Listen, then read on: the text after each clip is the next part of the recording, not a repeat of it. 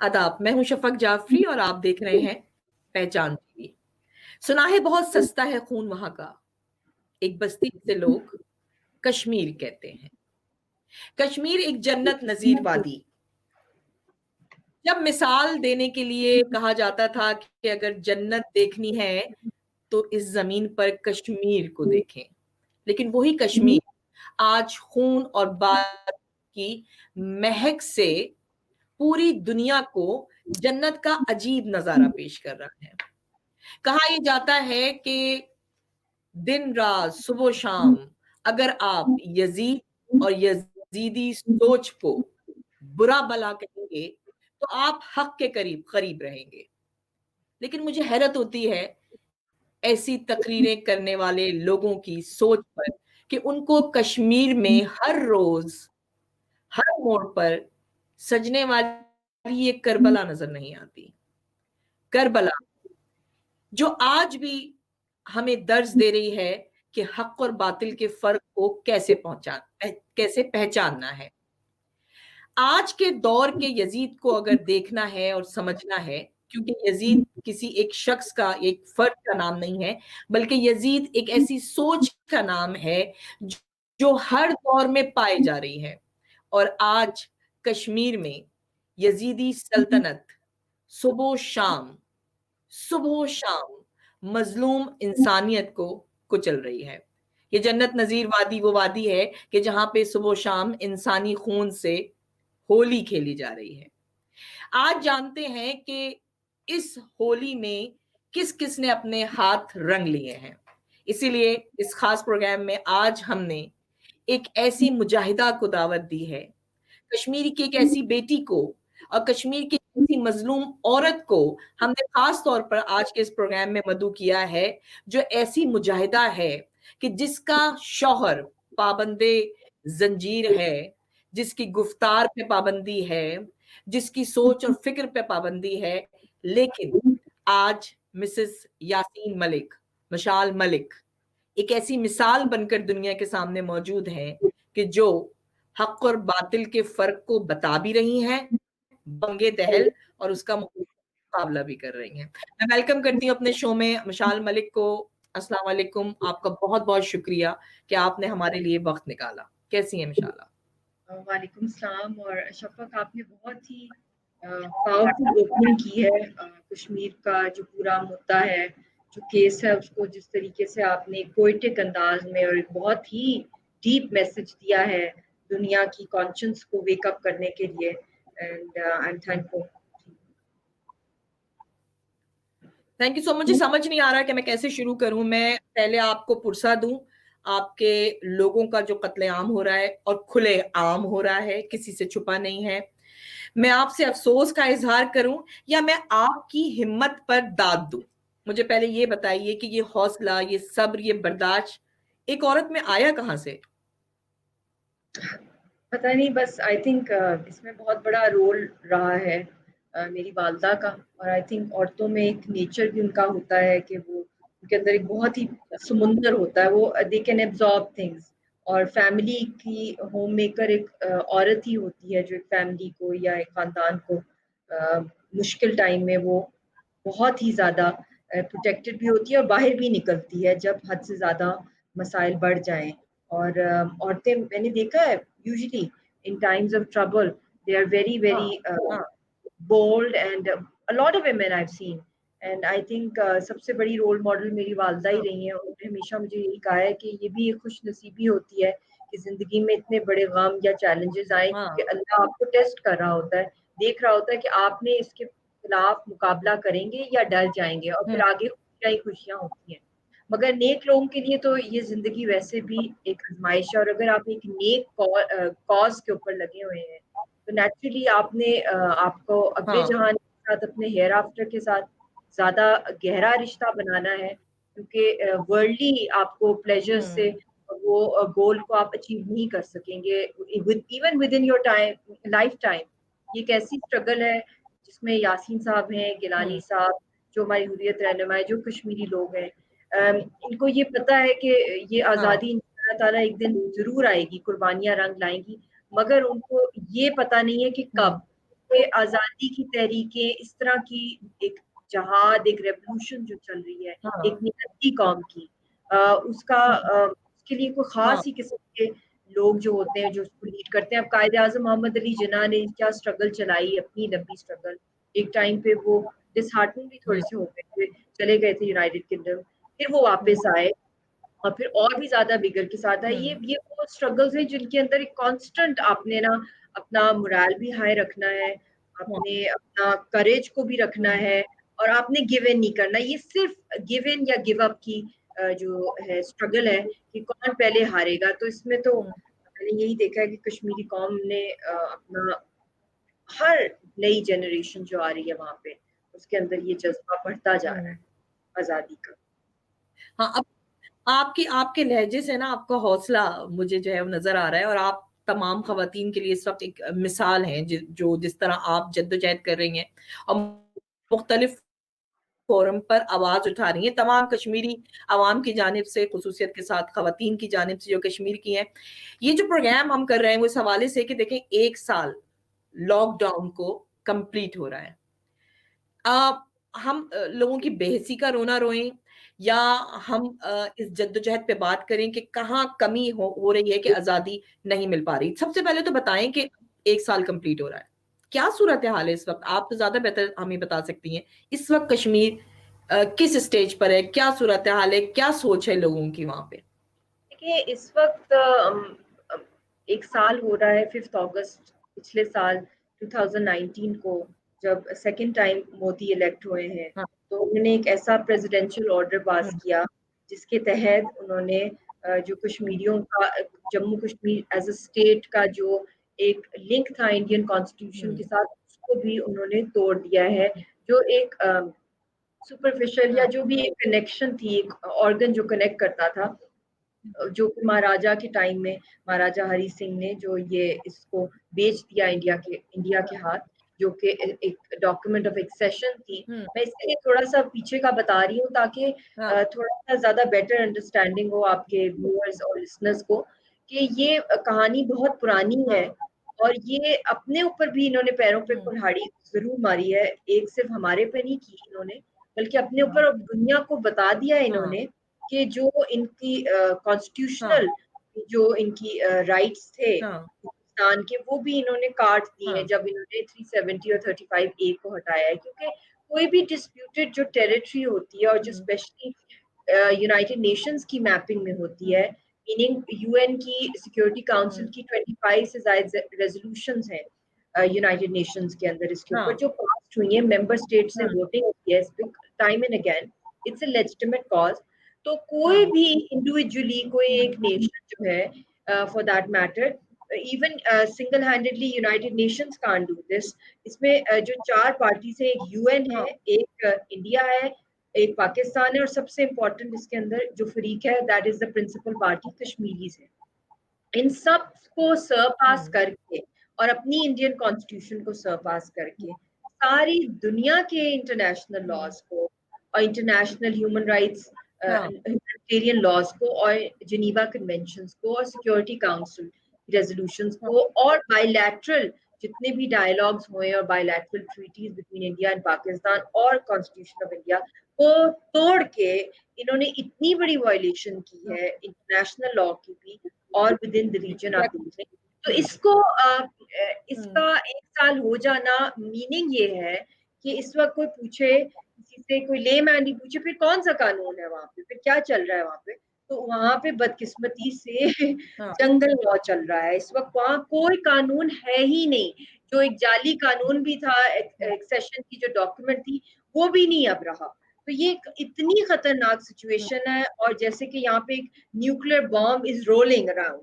ये इतनी इतनी स्लिपरी डाइस है यहाँ एग्ज़ैक्टली, पे। हाँ, एहतजाज भी हो रहा है, कर्फ्यूज़ लगे हुए हैं, हर जगह सर्च ऑपरेशंस हैं वहाँ पे इनकी फ़ोर्सेस के वहाँ पे इनकी इन्होंने एक्स्ट्रा वहाँ पे तैनात की हुई हैं फ़ोर्सेस विलेजेस के अंदर, वहाँ हर जगह एनकाउंटर्स हो रहे हैं, लोगों को घरों में यरगमाल बना दिया है, घरों के बाहर हर घर के बाहर पुलिस आर्मी है वहाँ पे, खाना-पीने की सप्लाइज़ बंद कर दी इन्होंने, इकोनॉमिक ब्लॉकेट कर देते हैं, ये पहले भी करते थे अब खैर और भी ज़्यादा उसके अंदर शिद्दत आई है इनकी इनकी जो बैन्स हैं, हाँ, ब्लैंकेट बैन आप समझ लें इंटरनेट के ऊपर, फिर इनके टेलीफ़ोन लाइन्स हुँ, बंद हैं, no forms of communication, hardly थोड़े हुँ, अरसे के लिए मतलब ए फ्यू आवर्स के लिए कभी-कभी महीनों बाद झलक दिखाते हैं ये नॉर्मलसी की।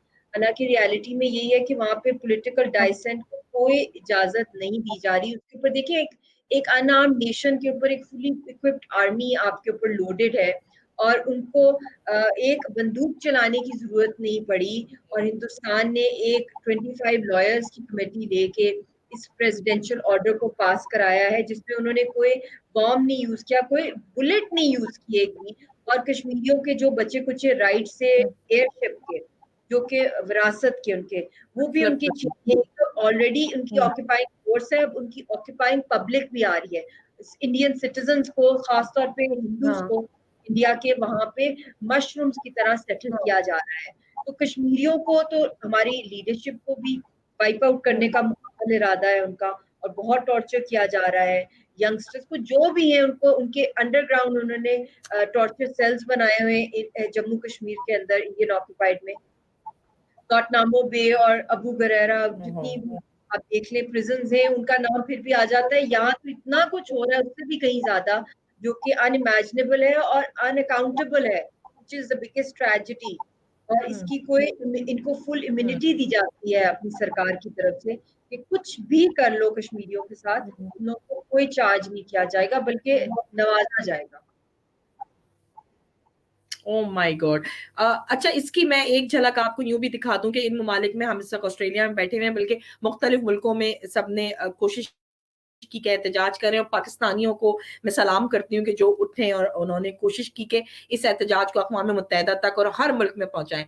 लेकिन मैं आपको मिसेज़ मलिक एक बात बताऊँ हैरत अंगेज़ कि हमारे साथ जब शुरू में हमने प्रोटेस्ट का आगाज़ किया यहाँ पे 5th अगस्त के 2019 के इस एक्ट के बाद कुछ कश्मीरी थे जो हमारे साथ फ्रंट लाइन पे खड़े होते थे, कुछ थे जो बैक सपोर्ट में होते थे और वो चाहते थे वो आज़ादी, वो अपना दर्द हमसे शेयर करना चाहते थे और उसके बाद उन्होंने हमसे कहा कि हमारी तस्वीरें गईं या हमारी मौजूदगी का पता चला है तो इंडियन गवर्नमेंट ने वहाँ हमारे घरों पर, हमारे रिश्तेदारों पर ज़ुल्म करना शुरू कर दिया। इवन कि यहाँ पर उन पे सर्च लगा दिया गया उनकी नक़्ल-ओ-हरकत पर, उनको यहाँ यानी इन मुल्कों में भी उनके ऊपर यानी कोशिश की गई कि नज़र रखी जाए और उनको डराया-धमकाया गया। तो अब वो कोशिश करते हैं प्रोटेस्ट में ना आएँ, आएँ तो पीछे छुपे रहें। कुछ तो ख़वातीन बुर्का पहन कर आई थीं। ये क्या है? मतलब खुलेआम आप दूसरे मुल्कों में रहने वाले भी कश्मीरियों को डरा रहे हैं। तो अब वो मुझसे कहा जाता है हमसे यहाँ इन मुल्कों में कहा जाता है कि कश्मीरी कहाँ है? वो क्यों नहीं एहतजाज कर रहे? भई इतना इन्फ्लुएंस है इस आरएसएस सोच का, मोदी सरकार का, इनके सपोर्टर्स का कि इन ममालिक में भी जहाँ पे आपके राइट्स की बहुत ज़्यादा बात होती है, वहाँ पर भी वो लोग डर रहे हैं। क्यों? क्योंकि बैक ऑफ द होम उनके रिश्तेदारों को तंग किया जा रहा है। इस पे क्या कहेंगे आप? कैसे करें हम एहतजाज पे? बिल्कुल, ये तो इतनी खौफ़नाक बात है जो अमेरिका में, यूके में भी है, आपके ऑस्ट्रेलिया में है, कनाडा में है।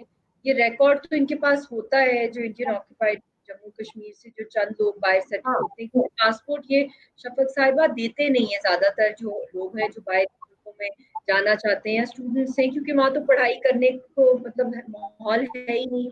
फिर भी पढ़ाई लोग करते हैं, पता नहीं कैसे कर लेते हैं, मैनेज करते हैं। महीनों-महीनों कर्फ्यूज़ चलते हैं। आर्मी हाँ, की छावनियाँ होती हैं, हरासमेंट होती है, गायब कर दिया जाता है। हर तरह का उनके ऊपर अज़ियत गुज़रती है और इंडिया की भी जब यूनिवर्सिटीज़ में स्टूडेंट्स वगैरह जाते हैं, तो वहाँ पे बहुतों पे अटैक किया जाता है। उनको वेपन्स के साथ, डैगर्स के साथ मार भी दिया हाँ, जाता है। हाँ, तो ये चीज़ें एक ओपन मतलब कि ये इनका एक रीत है इनकी शुरू से गुंडागर्दी की। और ये बाहर के मुल्कों में आप इनकी बात करिए, मैं हाँ, नॉर्वे गई थी तो वहाँ पे मुझे 3 साल पहले हाँ, तो वहाँ पे आई वाज़ हाँ, invited by the former prime minister of Norway mister Bondevik. तो उन्होंने वो नोबेल प्राइज़ भी देते हैं, हाँ, उसमें काफ़ी बड़ा रोल है। तो उन्होंने ओस्लो इज़राइल हाँ, पैलेस्टाइन पीस पैक्ट के ज़माने में बड़ा फेमस हुआ था, वो भी इन्होंने ही किया था। तो उन्होंने बुलाया था कश्मीर के हवाले से। हुँ, तो आई कैन रिकॉल कि पूरा का पूरा जो एरोप्लेन था, मतलब कि हमारी फ्लाइट थी, आई डोंट नो कैसे उनको हुँ, पता चला।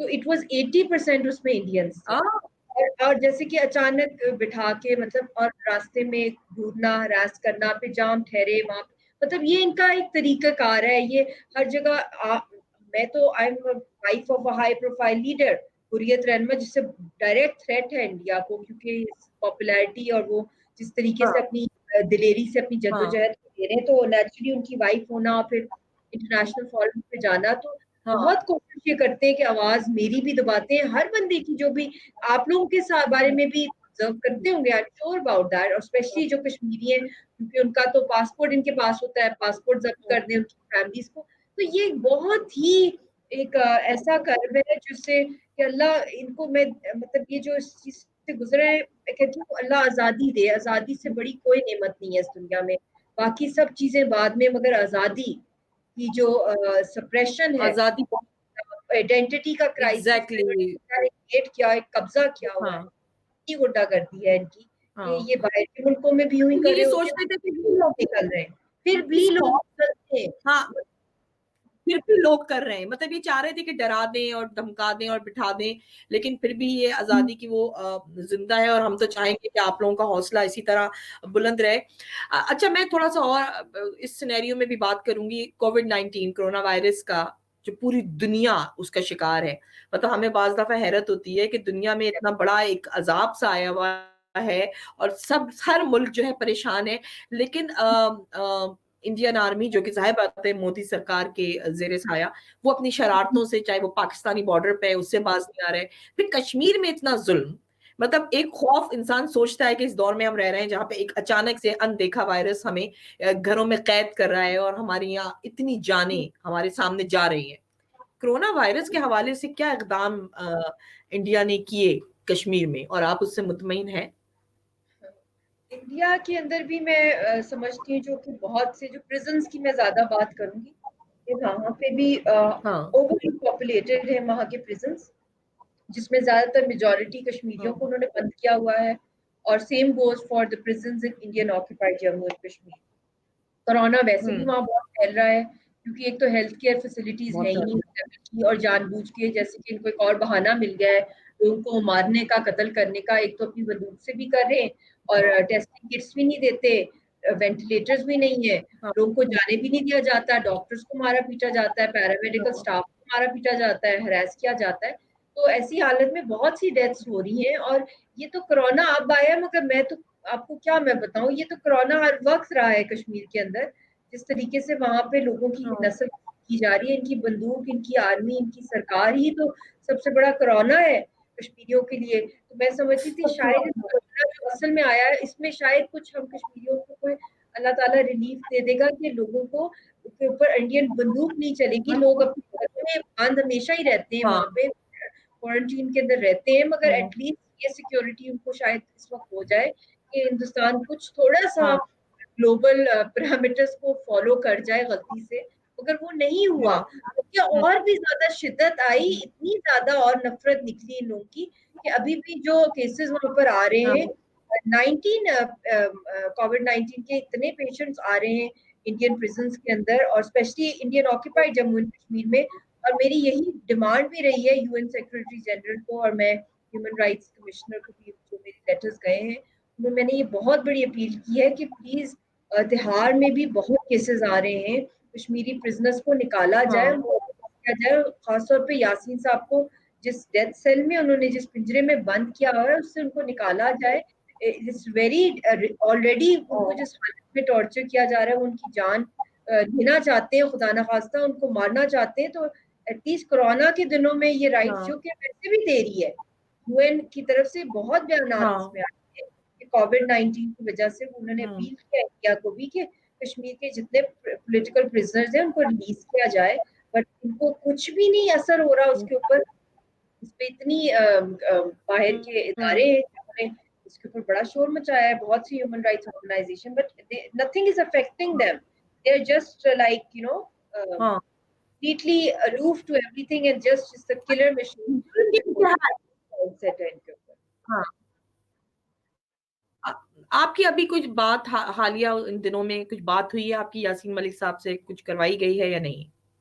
नहीं, कोई राब्ता नहीं इन्होंने कराने दिया, कोई राब्ता नहीं है उनके साथ, हाँ, और स्पेशली जब से ये लॉकडाउन शुरू हुआ है ग्लोबली, तो त्योहार का भी, क्योंकि किसी को वो अलाउ ही नहीं कर रहे, कि कोई प्रिजनर वहाँ पे मतलब उसको फैमिली मिलने जाए, वरना पहले मेरी सिस्टर लॉ मदर लॉ कभी कभी चली जाती थी उनको मिलने के लिए, बड़ी मुश्किलों से इजाजत दी जाती थी।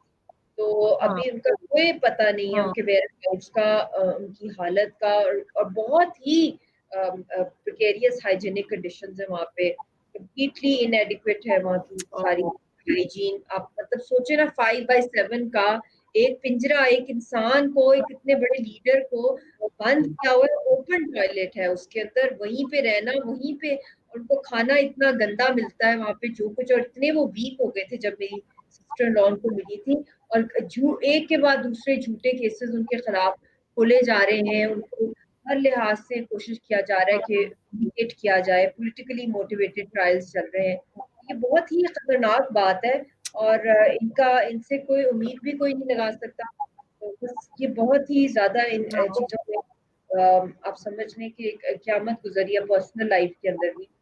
एक कोरोना भी है ग्लोबल, मगर एक ये तो हर वक़्त ही उनकी तरफ से एक के बाद एक दूसरा तरफ कोरोना की तरह और एक तरफ दिन। इनका जुल्म, मतलब बड़ी हिम्मत है यासीन मलिक साहब की भी कि वो किस तरह इन दोनों चीज़ों से निपट रहे होंगे। अ, मैंने पिछले उनके इंटरव्यूज़ भी देखे थे, यासीन मलिक साहब ने कोशिश की थी कि तमाम को पार्टीज़ को यूनाइट किया जाए और सब लोगों को यूनाइट करके एक आवाज़ उठाई जाए। अब आपके ऊपर बड़ी ज़िम्मेदारी आ गई है। इस सिलसिले में आपने क्या किया है? सब लोगों को मुत्तहिद करें, सारी तहरीकों को मुत्तहिद करें, सारी पार्टीज़ को यूनाइट करें। क्या आपके प्लान है? कैसे करेंगी या क्या कर रही हैं?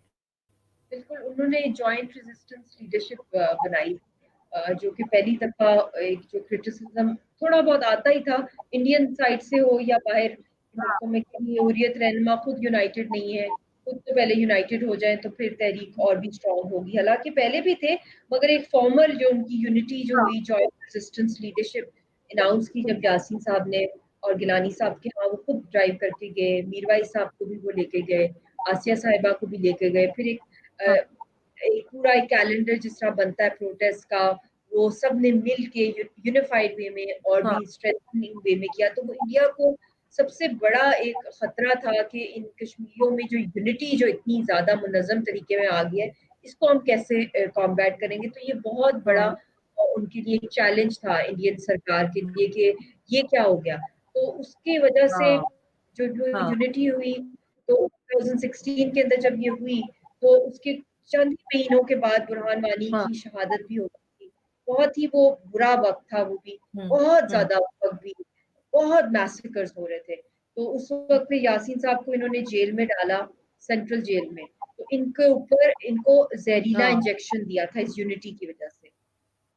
आपको शायद अगर आप पुरानी कोई ओह वीडियोज़ माय या गॉड! रिकॉर्ड्स निकाल के देखें, तो वो भी कोई एक हाँ, मौज़ा था अल्लाह मैंने ताला का देखा कि कि आपने दुआएँ काफ़ी हमारे किया और ही सर्वाइव्ड दैट। पूरी आधी बॉडी इनकी नीली हो गई थी मुकम्मल, और पैरालाइज़ हो गई थी। तो ख़ैर अल्लाह ने उनको बचाया, अल्लाह आगे भी इंशाल्लाह बचाएगा। मगर यूनिटी सबसे बड़ी स्ट्रेंथ है किसी भी स्ट्रगल को चलाने के लिए। और अभी भी वो तिहाड़ की डेथ सेल में वाहिद वही हुँ, लीडर हैं जो डेथ सेल में जिनको रखा हुआ है, औरों को तो हाउस अरेस्ट है या जेल्स में है। चले इनमेट्स होते हैं तो बंदा एक दूसरे से बात ही कर लेता है, मगर जितना दबाव फिजिकल टॉर्चर और मेंटल साइकोलॉजिकल टॉर्चर इन पे गुजर रहा है, और कोई फैमिली से भी नहीं मिलने की हाँ, इजाजत है, तो ये इसीलिए दिया जा रहा है हाँ, बिकॉज़ ऑफ दिस यूनिटी। तो मेरी हर मुमकिन कोशिश है जो वो इन्होंने इतना बड़ा एक मूव लिया यूनिफाई करने का, उसके लिए हाँ, उन्होंने अपना कुछ परवाह नहीं की अपनी ज़िंदगी की, ना ही वो कभी करते हैं उनका। तो मैं हमेशा यही कोशिश होती है कि मैं पाकिस्तान में भी या बाहर भी मुल्कों में जाऊँ, आई प्रमोट द कॉज़ ऑफ हाँ, कश्मीर और यूनिटी का, जो रिगार्डलेस कि आप किस स्कूल ऑफ थॉट के हैं, किस पॉलिटिकल पार्टी के हैं। और इंडिया में ये चीज़ जो दुश्मन से भी बंदा सीखता है, हालाँकि हमने दुश्मनी नहीं हुँ, की इंडिया से, इंडिया ने खुद दुश्मनी की है कश्मीरियों के साथ, और कश्मीरी हुँ, लीडरशिप्स ने आज तक कभी भी अमन के रास्ते में रुकावट हुँ, शफ़क़त साहिबा कभी भी नहीं बने। आप एक इंसिडेंट निकाल लें, बेशक, जब भी बेशक, इंडिया पाकिस्तान का डायलॉग हुआ है, कश्मीरियों ने लब बैक किया है that we want a solution, we want a settlement to it, but हाँ, Kashmiris definitely are the main um, party any conflict between India and um, Pakistan. खैर वो at one um, side, but second thing is कि Indians जो भी बाहर overseas हैं, जिस तरह पाकिस्तानी हाँ, डायस्पोरा है, कश्मीरी डायस्पोरा है, मगर उनकी स्ट्रेंथ ज़्यादा हुँ, इस चीज़ में होती है जो उनकी सुनवाई, एक तो उनकी पॉपुलेशन बड़ी है, खैर वो भी एक पॉइंट है कि बाहर के मुल्कों में, अमेरिका में इनका बड़ा वोट है, बट अपार्ट फ्रॉम दैट हाँ, ये they take the flag of India, they don't take the um, flag of Congress और बीजेपी अब्रॉड, इन्होंने ऑफिसेज नहीं खोले होते, वो अपने मुल्क का जो भी उनका झूठा है, घटिया है, नेशनल इंटरेस्ट जो हाँ, भी है, वो हमेशा हाँ, से वो उसको तरजीह देते हैं। मगर यहाँ पे हाँ, हमारा जो फ्लॉज हैं, उसमें ये बहुत बड़ा हाँ, एक हमारा फ्लॉ है कि हम as hmm, Pakistanis and Kashmiris बाहर के मुल्कों में अपनी-अपनी हुँ, विंग्स में बैठे हुए हैं। तो इस पे हमने हुँ, काम करना है कि हम अपने से निकल के हम वैसे तो काफ़ी अल्हम्दुलिल्लाह आप लोग सब बहुत बड़ी-बड़ी कर रहे हैं, बट ये कुछ हुँ, इश्यूज़ हैं जिनको हमें समझना चाहिए गहराई से कि इट्स वेरी हुँ, गुड कि आपकी अपनी शनाख्त हो आपकी पार्टी से, but when it comes to this cause हमें इस वक़्त सख्त ज़रूरत है, स्पेशली हुँ, आफ्टर 5th अगस्त जो शरक भी कट गई है, जो हुँ, हालात हैं वहाँ के साथ, जो जिस तरह उनको जेनोसाइड के थ्रू खत्म किया जा रहा है, कि हम एक फ़ोर्स बन के, और उसी पे मैं पाकिस्तान में भी पूरे मुल्क हुँ, में मैं इवेंट्स करती हूँ।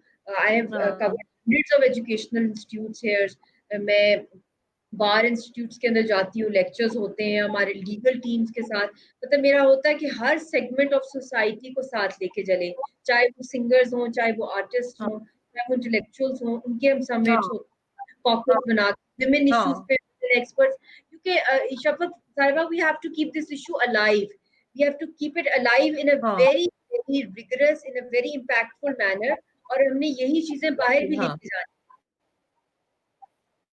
हाँ, तो पहचान टीवी का प्लेटफ़ॉर्म आपके पास है इस वक़्त और आप मैं कहती हूँ आप खुल के बोलें, बात करें इन सारे ओवरसीज़ पाकिस्तानियों से और मैं कहती हूँ सिर्फ़ पाकिस्तानियों से नहीं, हिंदुस्तानियों से भी कि अगर वो इंसानियत का जज़्बा रखते हैं, समझते हैं, इंसानी दर्द को समझते हैं, तो बहुत सारे हिंदुस्तानी ऐसे हैं जिनको मैं यहाँ जानती हूँ जो कहते हैं कि हम समझते हैं कि कश्मीर पर ज़ुल्म हो रहा है, लेकिन हम क्या करें? हमें हमें अपनी गवर्नमेंट का साथ देना है। उनको क्या कहना चाहेंगी आप? कि जो कम से कम एक मैं समझती हूँ उनके पास थोड़ी-सी सोच तो है कि ज़ुल्म हो रहा है। उनको तो मेरे ख़्याल में आप खुल के बोलें कि आप प्लीज़ सामने आएँ, एहतजाज करें। इन मुल्कों में तो आप रह रहे हैं, आज़ादी है, आप बोल तो सकते हैं कम से कम। मैं कह रही हूँ जो कश्मीरी हैं यहाँ पे मुझे आप मशवरा दें इनके खौफ को कैसे कम किया जाए? क्योंकि वो अब डर के मारे निकलते नहीं, हमसे बात नहीं करते, हमें पहले पैगाम आते थे या बात करते थे, अब वो भी उन्होंने कम कर दिए, इतना खौफ। इनके खौफ को कैसे कम करें हम? जो हम ये ओवरसीज़ कश्मीरी हैं, इनको कैसे जगाएँ या इनको कैसे हिम्मत दिलाएँ? देखिए इस वक़्त जो सूरत की है ना, अगर हम अपने आप को उनमें आप रखें, और अभी वो बहुत बड़ी एक जंग लड़ रहे हैं, उनकी बहुत बड़ी कुर्बानी और स्ट्रगल है। मगर हर कोई खुल के सामने आ नहीं सकता, क्योंकि लोगों के पीछे माँ-बहनें हैं, इस उनकी इज़्ज़तें सेफ नहीं है, उनकी हाँ, ज़िंदगियाँ वहाँ सेफ नहीं, वो पहले से ख़त्म कर देते हाँ, हैं। उनके ऊपर एक बहुत ये जो कुछ जो हाँ, यहाँ ये आ रहे हैं, बेशक आप उनको चेहरों को डिस्क्लोज़ ना करें या उनके नाम ना डिस्क्लोज़ करें, मगर आप उनको किसी तरीके में आप उनके इंटरव्यूज़ आप ले सकती हैं जिसमें उनकी उनकी आवाज़ हो, बैठे हों मगर डार्क हो। क्योंकि बहुत सी वे क्योंकि विक्टिम्स भी हैं हाँ, वो। देखिए अगर कोई एक बहुत पावरफुल हाँ, किलर, बुचर, मर्डरर खड़ा हुआ है, विक्टिम फिलहाल वैसे तो बहुत बहादुर है, मगर फिलहाल जो दुनियावी हाँ, जो मैकेनिज़्म है वो प्रोटेक्ट नहीं हाँ, कर रहा, उनके पास कोई बुलेट मैं प्रूफ समझ जैकेट नहीं है अपने आप को, कोई नहीं अगला बंदूक तान के खड़ा हुआ है उनके घरवालों पे। तो ये इस तरह की जो हाँ, ब्लैकमेलिंग इंडिया करता है, दिस इज़ ये हाँ, इतनी खौफनाक है कि कुछ लोग तो इसकी हुँ, परवाह नहीं करते कि इतने तंग आ जाते हैं, जो बाहर के मुल्कों में बड़े एक्टिव भी हैं लोग, मगर फिर एक बहुत हेवी कॉस्ट देनी पड़ती हाँ, है। तो आप इनको जिस तरीके से ऐसे भी प्रोटेस्ट में आ सकते बहुत हैं है। मास्क पहन के, तो इनको पहना के और ऊपर कश्मीर का हाँ, बैनर हो। बट मैं उनको हाँ, ज़्यादा अभी फिलहाल, मगर मैं तो ओपनली करती हूँ, मुझे पता है इसकी मैंने कॉस्ट पे की है। यासीन साहब करते हैं, हमने ओपनली किया है, हाँ, कॉस्ट पे की है, बेहद कॉस्ट किया है। एज़ अ फैमिली लाइफ तो मेरी खत्म है हाँ, ना। तो आई थिंक हम मेरा यही पैगाम है सबको आपके चैनल के through. Thank you very much कि आपने कश्मीर हुँ, कॉज़ को आप इतना पैशनेटली, और इतनी आपकी अचीवमेंट्स हैं, आपने प्लेज़ भी किए हैं, प्रोग्राम्स किए हैं और आगे भी कर रहे हैं इसके ऊपर। मैं समझती हूँ कि हाँ, हमें कश्मीर कॉज़ के ऊपर सबको यूनिफाइड होना होगा। नजर आए यूनिटी हम सब के अंदर, चाहे हम किसी भी स्कूल ऑफ थॉट या हुँ, पॉलिटिकल पार्टी के हों। मगर ये जो जो कुछ हो रहा है इंसानियत के खिलाफ, अगर आप इंसान हैं तो आप डेफिनेटली आपके दिल पे ये एक पेन आएगी। आप वो फोटोग्राफ ही देख लें उस छोटे से बच्चे की, उसके ग्रैंडफादर उसकी आंखों के सामने हाँ, शहीद, किसी के साथ हो सकता था, हाँ, मगर वो मैं कितना मानती हेल्पलेस था वो बच्चा, कितना हेल्पलेस था कि वो हूँ, अपने नाना की डेड बॉडी पे बैठ के उनको उठाने की कोशिश कर रहा है और इर्द गिर्द बंदूकें हैं। मतलब this is so symbolic of the reality of Kashmir, how हाँ, हेल्पलेस। सो जो लोग एम्पावर्ड हैं, जो लोग बोल सकते हैं, जिनको हाँ, ऐसे मसले नहीं है कि कल को उनकी फैमिली को हुँ, मार दिया जाएगा या उनको गायब कर दिया जाएगा, तो वो लोग इन मजलूमों के लिए जो हुँ, हक पर खड़े, उनकी आवाज बने, उनके लिए इंटरनेशनल लॉबिंग करें। और इसमें बहुत से तरीकेकार हैं, बहुत सी सजेशंस हैं मेरी तरफ से भी जो आप कर सकते हैं, जो मैं शेयर भी हाँ, करूंगी आइडियाज, ताकि वो हाँ, फायदा हो। हम आपसे आइडियाज़ ले हाँ, जो आपने अभी जो बच्चों का दर्द, जो कि एक बच्चे का अभी जुलाई का ये वाक़या जो आपने बताया, फिर ख़वातीन का भी आपने जो इशारतन हमें बता दिया और फिर भी हम कभी खुल के बात करेंगे कि जो डर होता है उनको यही होता है कि उनकी अपने घर की नामूस, इज़्ज़त महफ़ूज़ नहीं रहेगी, इस वज़ह से वो डरे होते हैं। लेकिन आपका आइडिया अच्छा है, कुछ लोग आए थे हमारे प्रोटेस्ट में बुर्का पहन के, लेकिन उनको स्टिल उनके ऊपर जो था वो पहरा था या उनकी खबर उन तक पहुँच गई थी। मैं आखिरी सवाल अब आपसे करूँगी। अ, बहुत शुक्रिया कि आपने वक़्त दिया। मैं फिर आपका बहुत शुक्रिया अदा करूँगी और आपकी आपकी गुफ्तगू से बहुत सारे लोगों पर असर होगा। मुझ पर बहुत हुआ, मैं इस वक़्त शायद अपने आँसू रोक रही हूँ, वो तकलीफ़ मैं महसूस कर रही हूँ, लेकिन आपकी हिम्मत को देखकर हिम्मत आ रही है। पाकिस्तान से क्या उम्मीदें आपको? पाकिस्तान की कौम से क्या उम्मीदें? क्या कहना चाहती हैं आप सारी पाकिस्तानी कौम से? और क्या आप खुश हैं कि वो आपके साथ खड़े हैं? जी। जी, पाकिस्तानी कौम, क्योंकि मैं खुद भी पाकिस्तानी हूँ और I am married to a Kashmiri, मेरी वालदा की फैमिली भी श्रीनगर से है, उनकी कुछ फैमिली रिश्तेदारी है वहाँ पे। मगर अब क्योंकि शादी के बाद मैं एक ब्रिज के तौर पे एक अनसेड एक मैं एम्बेसडर बन गई हूँ of unity between the people of Indian occupied Jammu and Kashmir and of Pakistan and taking their message across to the world. तो आई थिंक उसके लिए मेरे शौहर ने भी इसमें मुझे बड़ा गाइड किया और हाँ, सपोर्ट किया और कहा कि अगर आपने काम करना है तो आपने सबसे पहले पाकिस्तान के अंदर एक ग्रास रूट मोबिलाइजेशन ड्राइव शुरू करनी है कि ये इशू अलाइव रहे, सियासी इशू अलाइव रहे। पाकिस्तान में वेव्स आती हैं डिफरेंट पॉलिटिकल इश्यूज की, बड़ी बड़ी हुँ, लॉन्ग मार्चेस होती हैं, रैलीज होती हैं, बहुत तहरीकें हाँ, चलाती हैं सियासी पार्टीज, मगर बदकिस्मती से कश्मीर के ऊपर इनकी कोई मैसिव और एक रेगुलर किस्म की जो होता है ना, एक रेगुलर बेसिस के ऊपर वो कोई कैंपेन हो, अवाम का एक इशू हो, बहुत अवाम कश्मीरियों के साथ है। पाकिस्तान की अवाम अनकंडीशनली बहुत प्यार करती है, मैं खुद जहाँ भी जाती हूँ मैंने इसका विटनेस हाँ, किया है और मैंने देखा है और कितना वो प्यार करते हैं और कितनी हाँ, दुआएं, they don't know the way forward. तो मेरा यही कोशिश है, मैंने सिग्नेचर कैंपेन्स यहाँ पे स्टार्ट किए हैं पाकिस्तान के अंदर डिफरेंट एजुकेशनल इंस्टीट्यूट्स में, फिर हमने ऑनलाइन पिटिशन स्टार्ट किए हैं एजुकेशनल इंस्टीट्यूट्स में कि वो ऑनलाइन पिटिशन दायर करें हुँ, यूएन के अंदर, एमनेस्टी इंटरनेशनल में, उसमें आप भी, ऑस्ट्रेलिया में, it's a very important country, यहाँ भी बहुत ह्यूमन राइट्स पे काम होता है और आप ऑलरेडी इतना काम कर रही हैं, ओपिनियन मेकर्स के अंदर आप जा रही हैं, उनको बता रही हैं कि ये क्या कर रहा है। एंड इनके ऊपर तो बकायदा देखें, हाँ, हमें इंटरनेशनली भी जो काम करना है उसमें बहुत जरूरी है कि इनके ऊपर डिफेंस सैंक्शंस लगाई जाए, क्योंकि ये जो भी वेपन्स खरीदते हैं, बहुत बड़ी एक मार्केट है डिफेंस ट्रेड की दुनिया भर में। मगर वो ये राइट नहीं हुँ, होता कि वो एक निहत्ती कौम पे या सिविलियंस के ऊपर यूज किए जाए, उनके ऊपर टेस्टिंग हो और वहां पे बैटल ग्राउंड हुँ, बनाया हो। केस हमारा बहुत स्ट्रांग है, अगर हम हुँ, डिफेंस सैंक्शन पे भी जाएं, फिर इकोनॉमिक सैंक्शंस भी इनके ऊपर आए, हाँ, खत्ते के अंदर तबाही करें। हाँ, और पाकिस्तान में एक दफा शफक साहिबा, एक दफा ये हुँ, अगर लोगों के अंदर एक शऊर आ जाएगा कि हम ही हैं जो आवाज बन सकते हैं और हमारी वजह से हमारे जो मुल्क के जो हाँ, elected head of the states आते हैं, अगर हम प्रेशर नहीं डालेंगे तो ये इनके ऊपर हाँ, प्रेशर नहीं होगा, वो फिर उन्हीं दिनों पे स्टेटमेंट्स इशू करेंगे जब ज्यादा शहादतें होंगी, मगर एज अ हाँ, पॉलिसी हमें चाहिए, हमें कम से कम 5 या 10 साल की पॉलिसी चाहिए पाकिस्तान की गवर्नमेंट और ऑल पार्टी से। मैं चाहती हूँ, इस पे मैंने काफी दफा कहा है कि एक ऑल पार्टीज कॉन्फ्रेंस होनी चाहिए, और शायद मैं खुद ही कॉल करूंगी, क्योंकि ये आपस में लोकल इश्यूज में इतने ज्यादा उलझे होते हैं कि जो लार्जर मैक्रो पिक्चर है हाँ, जिसकी वजह से पाकिस्तान की फाउंडेशन है, लेट्स बी ऑनेस्ट, स्टेक्स हैं डायरेक्ट विद कश्मीर, हाँ, सारा पानी कश्मीर से हाँ, आता है, एग्रीकल्चरल इकोनॉमी है, आप बहन भाई रहते हैं आपके, न्यूक्लियर आप कश्मीर की वजह से, हाँ, बहुत से फैक्टर्स हैं आपकी, फल फूल सब्जी हर चीज जो है, ऑक्सीजन कश्मीर की वजह से आता है। तो इस इश्यू को पता नहीं क्यों इन्होंने उस तरह स्ट्रांगली नहीं इन्होंने अलाइव रखा। बस जुम्मे के प्रोटेस्ट ठीक है, मगर दैट इज नॉट इनफ। हाँ, उनसे आप दुनिया को बावर नहीं, आपने वर्ल्ड लेवल की हाई इंटरनेशनल लेवल की कॉन्फ्रेंसेस कराए पाकिस्तान में। अब तो खैर कोरोना आ गया है, बड़े कोई अथेंटिक किस्म के मेरिट की सिलेक्शन पे डेलीगेट्स को भेजें बाहर हाँ, के मुल्क में, जो कश्मीर पे एक्सपर्ट हो या कश्मीरी हो या सफर किया हो हाँ, या होल्डर्स हो या उनकी स्किल्स हो, कमिटमेंट हो। ऐसे ही तो नहीं भर्ती आप कर देते कि आपकी हुकूमती या पार्टी के आपके कोई लोग हैं तो उनको आपने भेज देना है। मैं रिस्पेक्ट करती हूँ उनकी भी, जो जाते हैं, जिनके जज्बात हैं, मगर देखिए एलिगेंट होना, उसकी स्किल्स होना, कन्विंसिंग हाँ, स्किल्स होना, जो एक इंसान जिसको उसकी लीगैलिटीज का पता है, हिस्ट्री का पता है। कश्मीर एक बहुत कॉम्प्लिकेटेड पॉलिटिकल मुद्दा है, और साउथ एशिया का तो सबसे हाँ, पुराना और सबसे बड़ा सियासी मसला तो है ही कश्मीर। क्या किसी ने इन यूएन की बिल्कुल, करारदादों को कभी स्टडी किया है? इंटरनेशनल लॉ में कहाँ कहाँ हम लोग हाँ, आवाज उठाते हैं इस वायलेशन के खिलाफ? तो a lot needs to be done हाँ, ऑन दिस।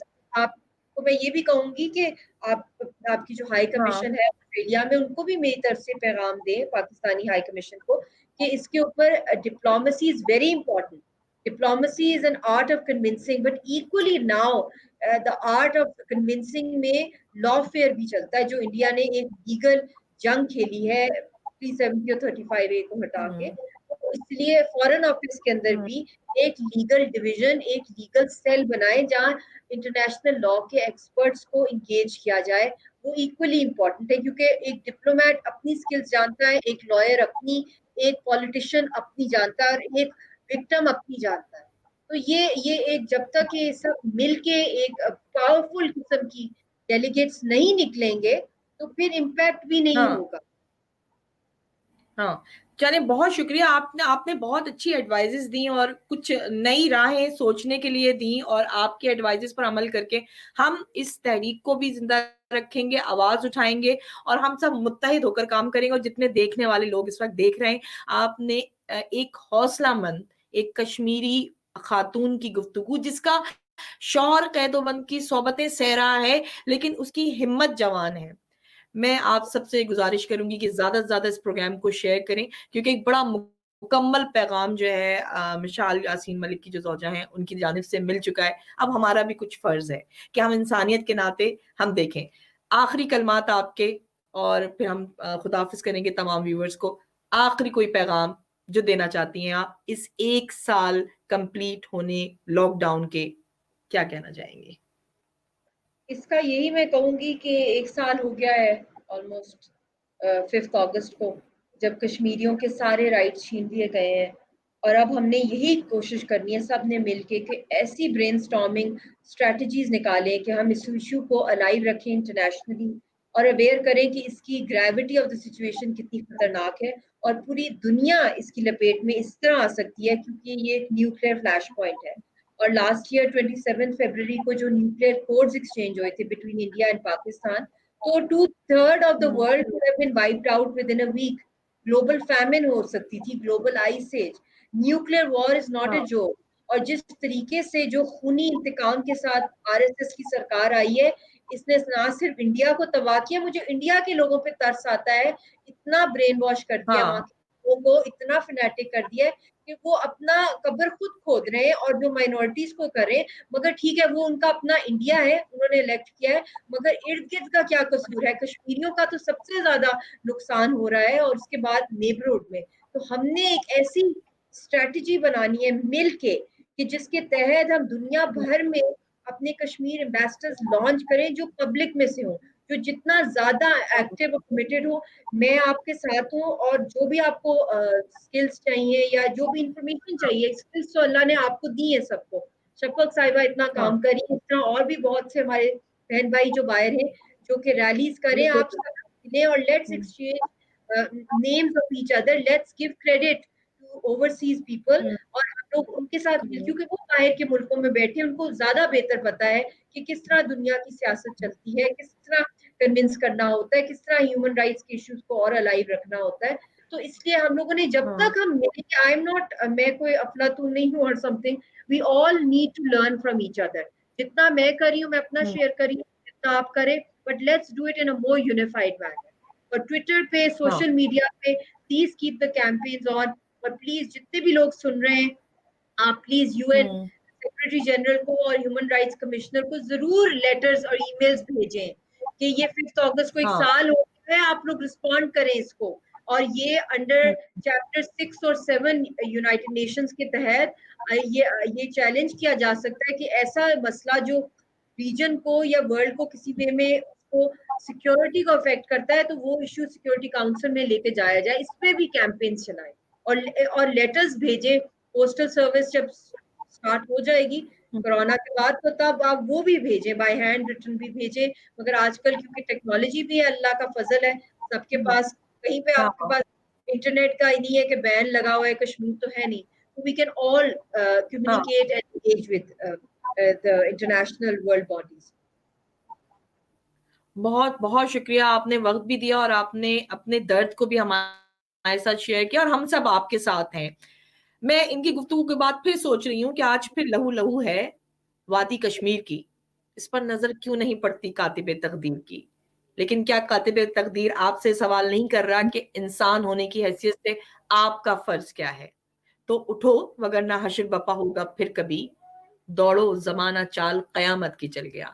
लिंक में मैं आपको उस पटिशन का लिंक भी शेयर कर रही हूँ जो आप सबने साइन करनी है, शेयर करनी है और हमने Scott Morrison prime minister Australia को भी बताना है कि मोदी सरकार कश्मीर में क्या ज़ुल्म कर रही है।